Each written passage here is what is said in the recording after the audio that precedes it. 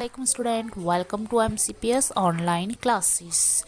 Today we have to continue my chapter. Your chapter name is We Are Special. Okay student, then we have to learn about Louis Braille and Braille scheme. Right student? Then we have to learn about symbolic language. What is the basic difference and basic meaning of symbolic language? Symbolic language is the people who cannot speak and hear, they are called a symbolic language. Last class में मैंने symbolic language के बारे में आपको बताया था, right student, कि symbolic language क्या होती है.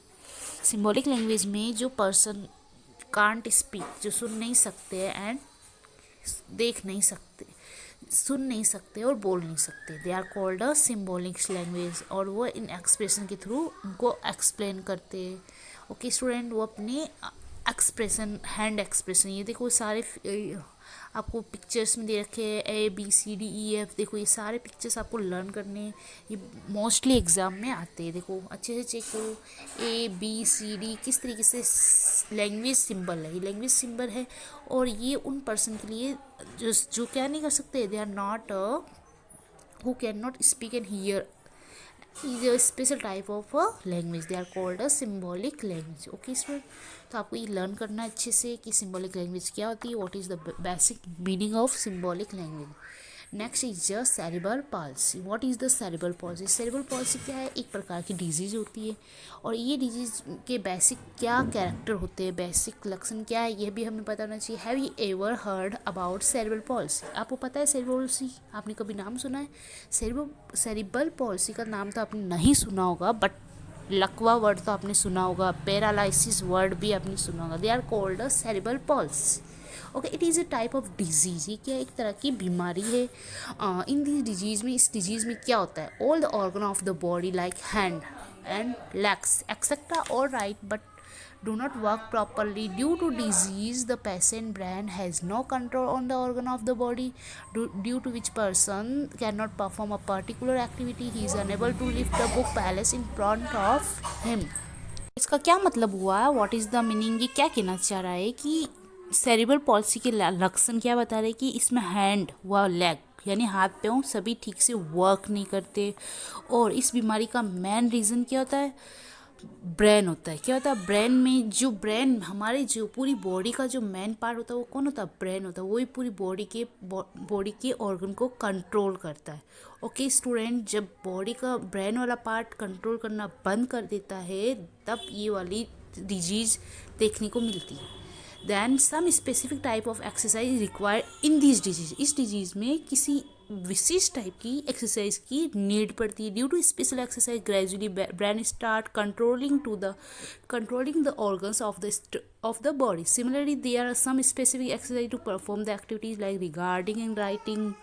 और इसी प्रकार बोलने और लिखने के लिए भी एक एक्सरसाइज होती है अलग से, और डिफरेंट टाइप की एक्सरसाइज होती है. By practising the exercise gradually the patient become a normal. और ये एक्सरसाइज अगर वो ग्रेजुअली मतलब रोज़ करेगा तो क्या हो जाएगा, वो क्या हो जाएगा, वो पेशेंट नॉर्मल हो जाए. Although he can not work with the normal speed like us, but फिर भी वो अच्छे से स्पीडली वर्क नहीं कर पाएगा. But still his condition improve to a large extent. फिर भी काफ़ी हद तक उनमें इम्प्रूवमेंट देखने को मिलेगा. तो student, I hope you have to understood what is the basic meaning of cerebral palsy. दिए इसको हम लोकल लैंग्वेज में पैरालिसिस भी बोल सकते हैं. पैरालिसिस में क्या होता है, मेन सिम्टम क्या होते हैं पैरालिसिस के, कि उसमें हाथ और पैर, लेफ्ट हैंड का हाथ और लेफ्ट हैंड का पैर अच्छे से वर्क नहीं कर पाते. ठीक है, और ये मेनली किसकी वजह से होता है? ब्रेन में has no control on the organ. Brain ही कंट्रोल नहीं कर पाता है, इस वजह से होता है. Okay student, then we have to start some question answer in this chapter. Okay student, then firstly question क्या है हमारा? How do people who are unable to see read books? जो पर्सन देख नहीं सकते वो रीड कैसे करेंगे बुक को? तो इस क्वेश्चन का आंसर मैंने बता रखा है, Braille script. Right student, then they who can not see, तो ये आपको आंसर लिखना है. The people who can not see recognise the letter by touching them. Touch करके वो करते हैं with the help of a special script. They are called a Braille script. Okay student, next is how do they identify the things in bag? कि वो कैसे identify करेंगे bag में सामान है। तो देखो इसका आंसर भी आप अच्छे से लिख लेना। The blind people identify the thing in a bag by touching them, touch के थ्रू। अब देखो ये 4 क्वेश्चंस दे रखे। What is the other name of pointed pen, stylus, inventor of Braille script. Braille script का इन्वेंट किसने किया, Louis Braille ने। और लुइस ब्रैली कहाँ का है, then your answer is France. And how many emboss dot are in their script, कितने emboss dot होते हैं, 6 होते हैं। पहले थे 12, फिर लुइस ब्रैली ने क्या किया, 6 किया। ये मैंने लास्ट क्लास में बताया था। Next is the who was the Helen killer.